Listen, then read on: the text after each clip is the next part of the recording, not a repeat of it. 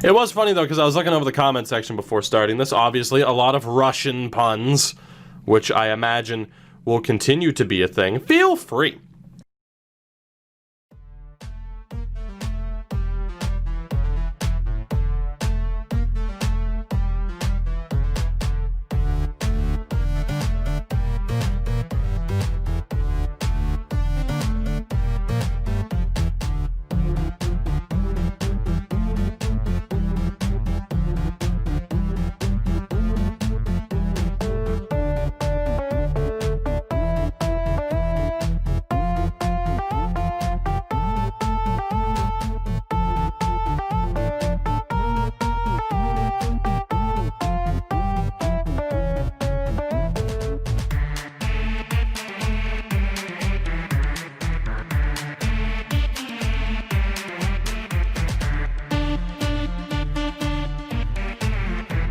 We have some real comedians in the comments section, don't we? What's up, guys? Tuki here, back again with another episode of A Nation United.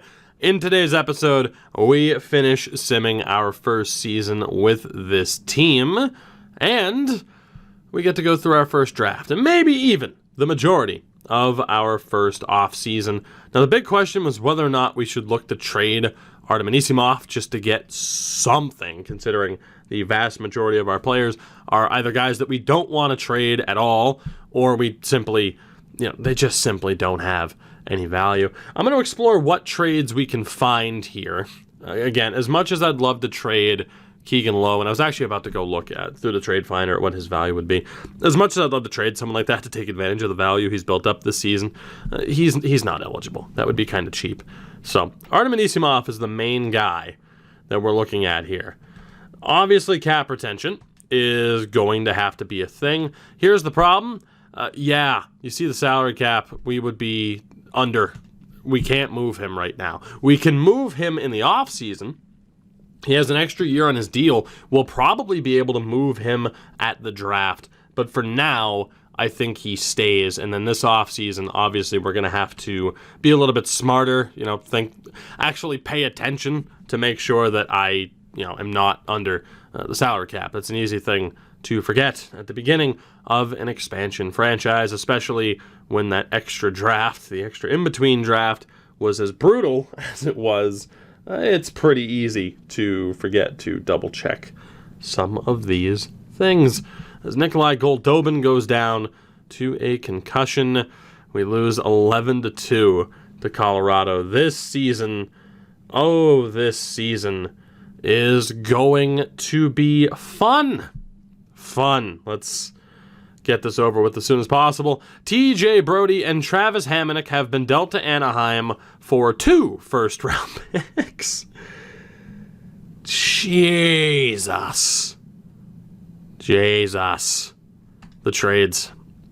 Draft picks need to have more value, or certain players need to have less. Good Lord, man. Let's get Andreas Martinson off of that top line for the love of all. That is good. That is just... TJ Brodie's solid. Travis Hamonic is still serviceable, but 2 first-round picks? Good God! Alex Pietrangelo to Anaheim, along with Oscar Sundqvist, for Sam Steele, Brendan Goulet, Jackson Lacombe, and a 4th-rounder. Petro is a pending UFA, but my God, some of the trades. Some of the trades are just absolutely insane. But Tom Schmitz has good locker room chemistry or whatever. Taylor Radish in a 2nd to the Islanders for Derek Brassard and a 3rd. So Tampa's absolutely going for it. Ryan O'Reilly and Robert Bortuzzo to Edmonton for 2 firsts and Evan Bouchard. Alrighty then. Mike Green to Arizona for a prospect named Peverly and a 2nd-round pick. So somehow Mike Green only goes for a 2nd. This has been ridiculous. Brad Richardson is on waivers. Obviously, we will not be claiming him. Carl Grunstrom, a 3rd and a 7th to Chicago for a 1st, 4th, and Zach Smith. these trades are bonkers. Absolutely bonkers. So out of all those, let me know down in the comments, what trade do you find to be the most ridiculous and or the most hilarious? Because Jesus, that was, no, not the fish book. That's unfortunate. That was an insane trade frenzy down the stretch there. There were some shocking, hey, fish book's back. There were some shocking deals in the mix there. That was fairly outrageous. Now, in the comment section of the last video too, there was some discussion over how big of a mistake it was to have the morale system on. I am well aware that move could and probably will completely backfire. For now, though, we're sticking with it, and we'll deal with the consequences, because Lord knows there will be consequences to having the morale system on. There always is. When are there not consequences for using the morale system, whether it be in-game or just in real life? With my personal happiness, Artem Anisimov wants the coach to go. That's good. Oh, don't worry, Artem, because you're going to be traded very, very soon. This June, in fact. We're going to deal you if we can, or we'll just use you to take up a shitload of cap, because it's not like I'm expecting there to be a ton of solid free agents, or, not expecting a ton of Russians to be in the draft to help fill out this team with. But Anisimov did just have a really good season, so his value might be much higher than expected. As the Pittsburgh Penguins won the Metro, Philly and the Rangers also made the playoffs. We were close. Maybe next year. In the Atlantic, it was Boston, Toronto, Buffalo, the relocated Hurricanes, and the Tampa Bay Lightning. Florida just missed out. In the Central, Colorado, Winnipeg, Nashville, and Chicago all make it. Of course, they moved Detroit back to the West. It did not go well for them. And in the Pacific, San Jose, Edmonton, Anaheim, and Vegas all made the playoffs. So, damn. Top team in the league, the Colorado Avalanche. The second worst team in the league, the New Jersey Devils. I would have said the worst team in the league, but let's be honest, we all knew who that was. So, taking a look at our team, Artem Anisimov had a pretty damn good year. Barbashev was decent. Goldobin was decent. Even Vitaly Kravtsov hit 20 goals as a rookie. He was a -60. So, the debate over whether or not it would have been more beneficial to have him and others in the AHL for this year is certainly still there. Renat Valiev was a -78. And our goaltending was as abysmal as you would have expected it to be. Around the league, though, 49 wins for Philip Grubauer, despite a .901 save percentage. And yeah, just in general, save percentages were a bit too low, but I'm pretty sure we're on medium scoring, so it's always just a complete crapshoot. Tuukka Rask, although more likely Martin Jones, I think probably just won the Vezina. Decent shot at it being Tuukka. Defensively, we see Erik Karlsson at the top of the list, to the surprise of nobody. Cale Makar may have just won the Calder. Probably not the Norris, but there's a good shot that he just won the Calder. The goal-scoring king, Brent Burns. And just to give you a quick look there, Rasmus Dahlin in second. For the forwards, we saw Connor McDavid, Evgeny Malkin, David Pastrnak, Leon Draisaitl, Nathan McKinnon, Patrick Kane, Mikko Rantanen, and Brad Marchand all hit at least 100 points. The top line for the Bruins absolutely killed it. McDavid was the goal-scoring king, with Malkin, Kane, and Ovechkin also hitting 50 goals. What a season as well for Andrei Svechnikov. The Calder is going to go to Kaapo Kakko. You could argue, though, it should go to Cale Makar after a season like that. So we'll see who ultimately wins the Stanley Cup here in Season 1. We'll see how the awards go down. And then, and only then, do we actually get a chance to accomplish something, because that'll be the draft lottery. And one can only hope that it goes our way. As you see, it's Boston, Carolina, Toronto, Buffalo, Pittsburgh, and I didn't see who else. Yeah, you would have been able to see the playoff matchups there. Didn't read them off because I'm terrible at what I do. You'll have to forgive me. I am sorry. As the Pittsburgh Penguins win the Stanley Cup in Season 1. Injuries be damned. the Penguins are champions. And ease him off at an 83. You'll love to see it. They beat the Anaheim Ducks. So, you know, for Anaheim, they bought in. It almost worked. It almost worked. Brody, Hamonic, Pietrangelo, Sundqvist. It almost worked for them. It just wasn't enough. That is pretty damn crazy. Let's take a look at that Penguins team. I don't think it changed that much from the beginning. I mean, Crosby and Malkin absolutely dominated. Gensel, of course, Rust. Yeah, that team didn't really change. That's crazy, especially with some of the other movement that we had seen. That Penguins team was just good enough. Tristan Jarry got killed, but Matt Murray did good enough with a .923 save percentage. Award-wise, let's take a look. Connor McDavid wins the Art Ross. Nathan MacKinnon wins the Hart. Cale Makar won the Norris, despite not leading in points. Holy crap. That's insane. He might win the Norris, but not win the Calder. Patrick Kane wins the Lady Byng. Capo Caco wins the Calder. That's crazy. Conn Smythe, the Sidney Crosby. Tuukka Rask wins the Vezina. Freddie Anderson, the Jennings. The Masterton to Dakota Mermis. Bucieris, the head coach in San Jose, wins the Jack Adams. Hilarious. As the Selke goes to Patrice Bergeron. Nathan MacKinnon and Ted Lindsay. And the Rocket Richard to Connor McDavid. Down in the AHL, most points, Michael Dow-Cole. Nick Shore was league MVP. Most goals, Luke Philp. Or I think it's just Philp. Top rookie, Arthur Kayumov. Top defenseman, I think it's Otto Leskinen. And top goaltender, Caden Primo. MVP of the playoffs, Shane Starrett. I'm going with Starrett. Of the Bakersfield Condors. Season 1 is done. The question is, heading into Season 2, are we going to win the lottery like we should? Can we get this series off to a good start? No, we cannot. We have the number 4 pick, which is fine. We're likely to trade down anyway with who we've seen, you know, as far as who's in this draft class.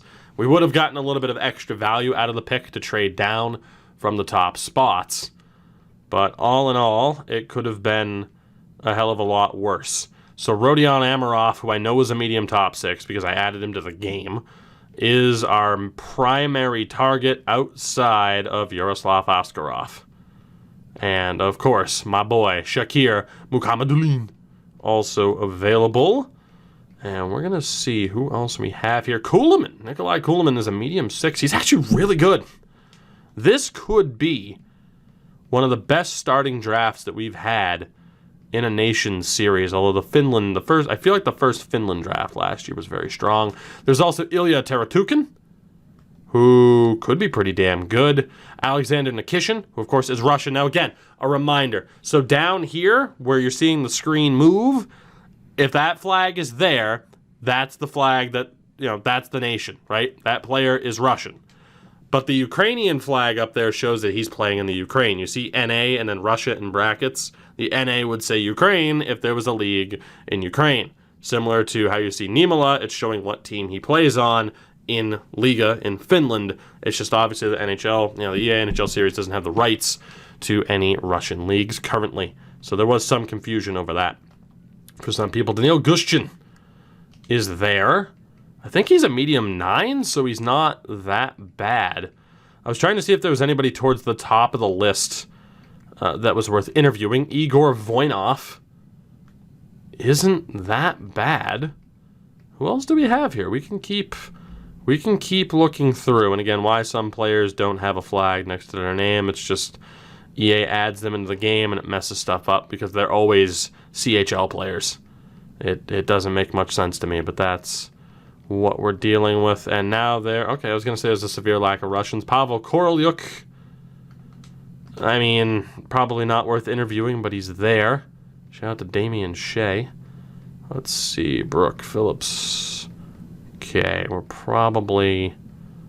running out of interviewable options. So in terms of the pinned players, let's see who it's worth getting more info on. So Amarov, we know he's good. He is. He's good. Has a Kessler comparison. He's 2 years out. He's good. Mukhamadullin is also good. I'm not sure if it was a medium 9 for him or a medium top 6, but he's decent. Kulemin, who's computer generated. We just don't have an ETA, but we know he's good.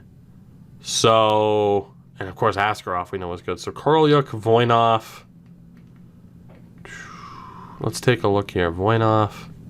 We don't know enough about Teratukin. We at least know the ETA. Of course, we can't find out the potential.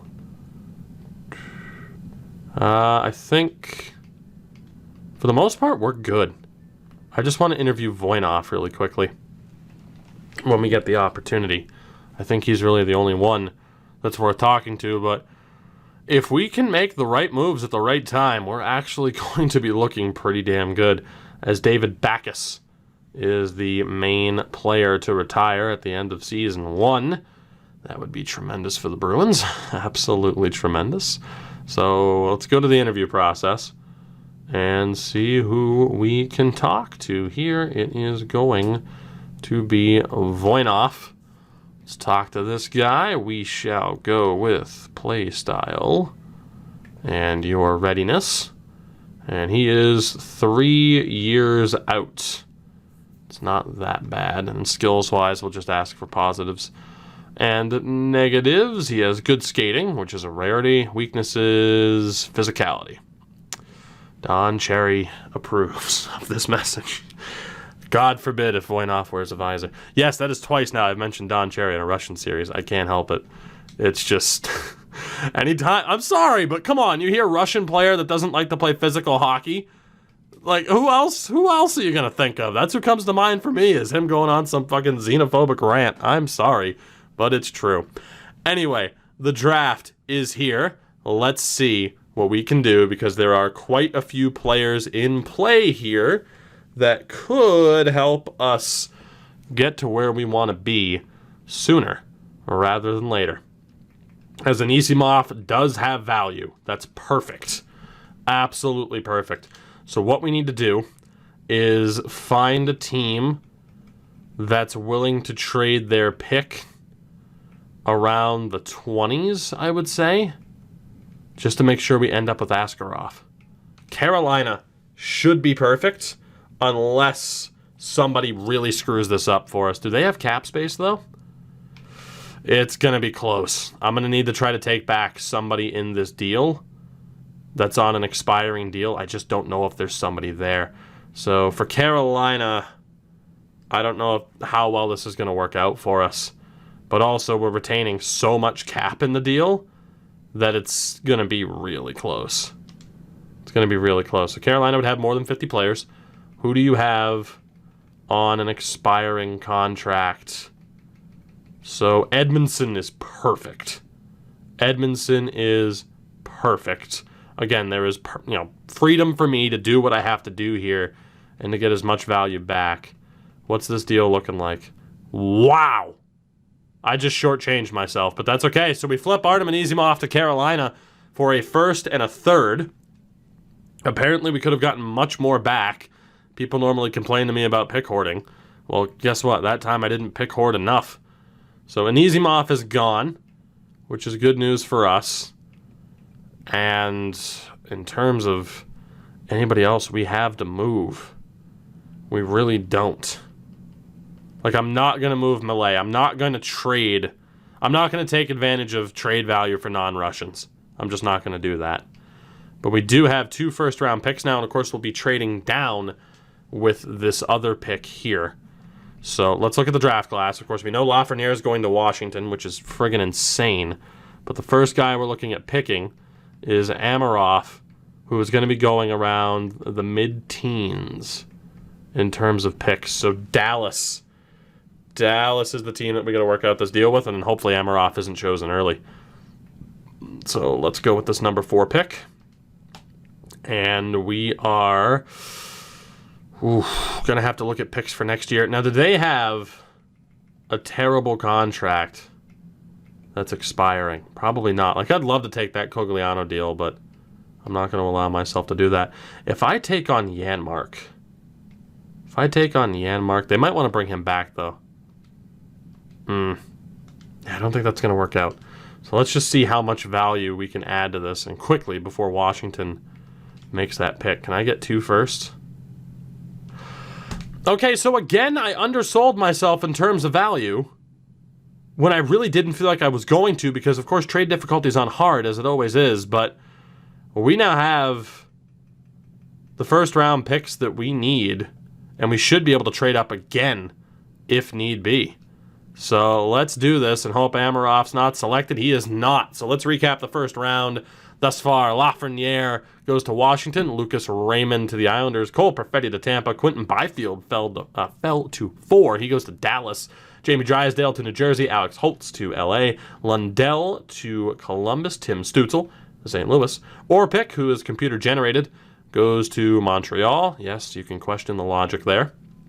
Marco Rossi to Detroit, Dylan Holloway to Minnesota, Noel Gunler to Calgary, and Hendrix Lapierre to the Ottawa Senators, which means Rodion Amarov is available for us to select with this next pick. The 18-year-old, things looking pretty good. Amarov is the selection. He is a 69 overall, which is very nice, at a medium top 6. And with that, we will look to sim to the 20th pick and hope that nobody screws us over, and it doesn't look like they did. Poirier to Ottawa, Zari to Philly. Ben, who is computer generated, goes to the Rangers. Braden Schneider to Arizona, and Justin Barron to Florida, which means you know what time it is. We are not risking it at all. Yaroslav Oskarov is the pick. No doubt about it. We have our goalie for the future, 73 high elite. Some people might question the high elite coming out of the World Juniors, but for now, that's where he is.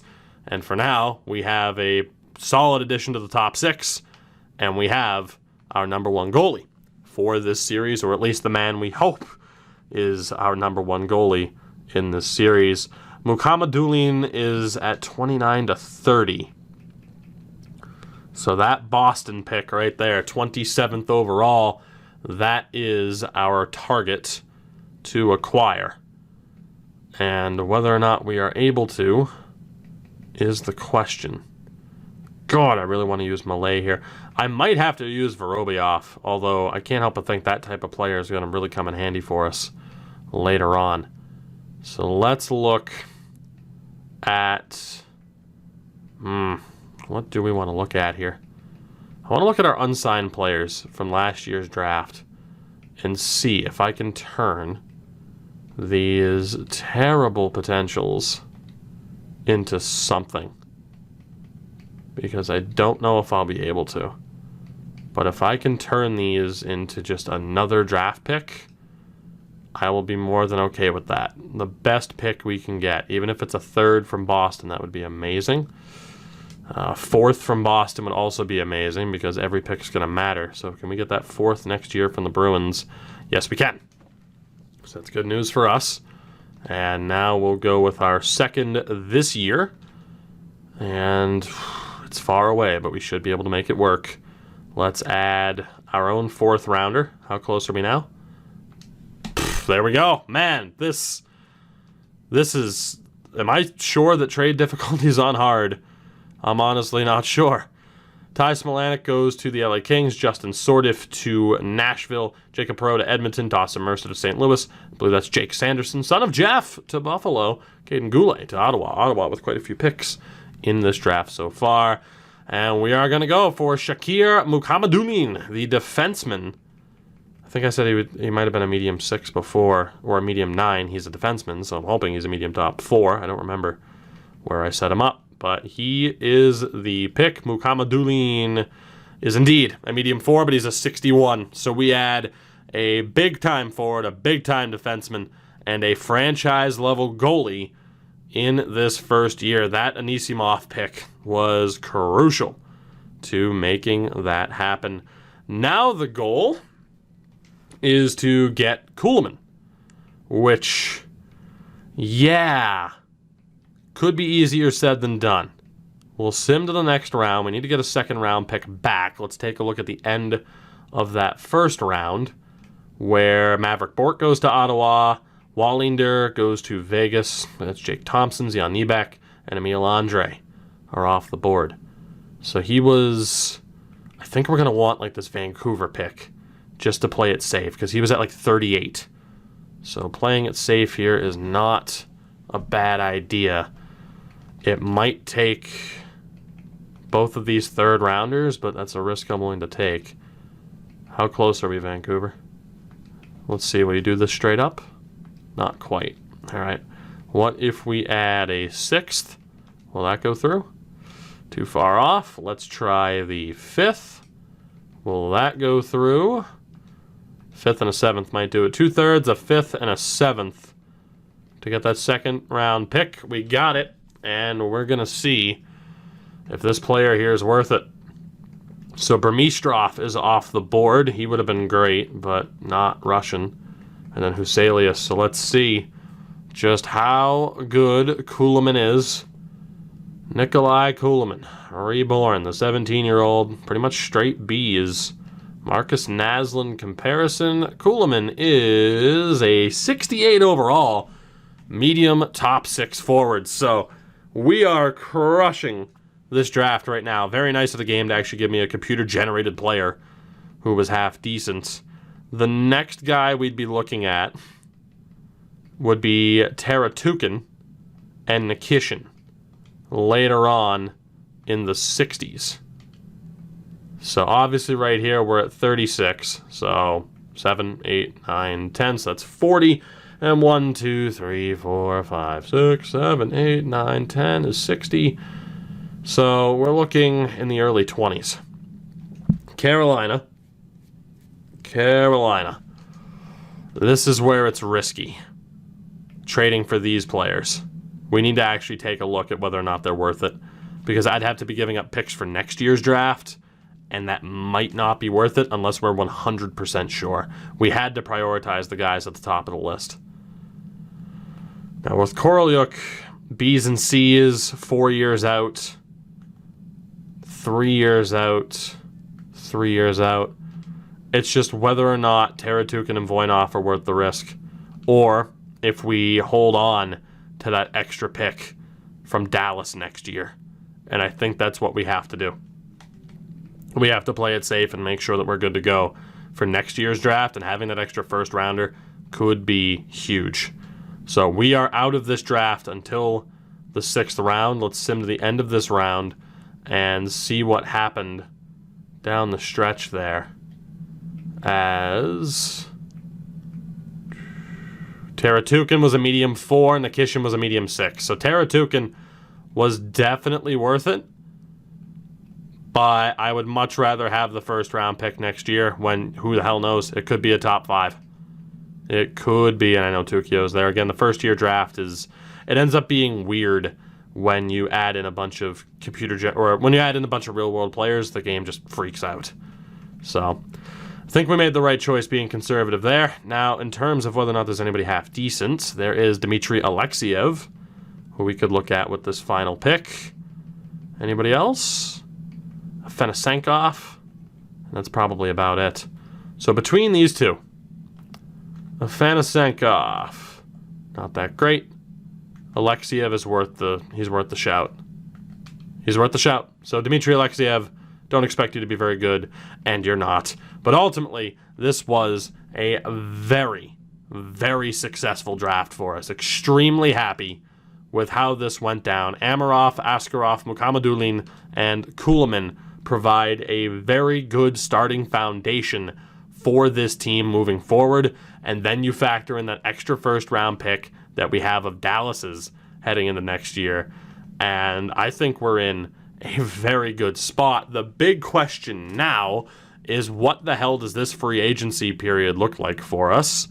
I'm probably not going to sign Askarov immediately, although, I'll leave that up to you guys. Do we sign him immediately? Do we sign all of the guys that we just drafted immediately and at the very least put them in the AHL, or do we just spare them from the pain for now? Because with this game, and especially with players of decent potential, there is that constant debate over what is the best way to get them to develop. Leave them unsigned, which was the best way in prior years. Play them in the AHL if they're of a decent overall, like Amarov and Kirill Marchenko, or just, what do you do? What do you do? Which way do you gamble? So we are actually going to end this here because I want to end this on a high note. Joel Edmondson, we are going to just get rid of you now to avoid temptation. We have a couple of other contracts to hand out, which is not all that surprising.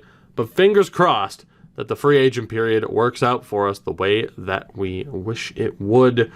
In terms of pending free agents, who is potentially available. Evgeny Dadonov is that top option. He's 31, but in terms of being able to trade him, I mean, get him on a contract, retain salary. That is absolutely the key. Of course, I wish Alex Galchenyuk was available. Andrei Burakovsky, but he's an RFA, so that really sucks. A couple of RFAs that are rather interesting, we'll say. So this could be interesting. Ilya Kovalchuk didn't retire.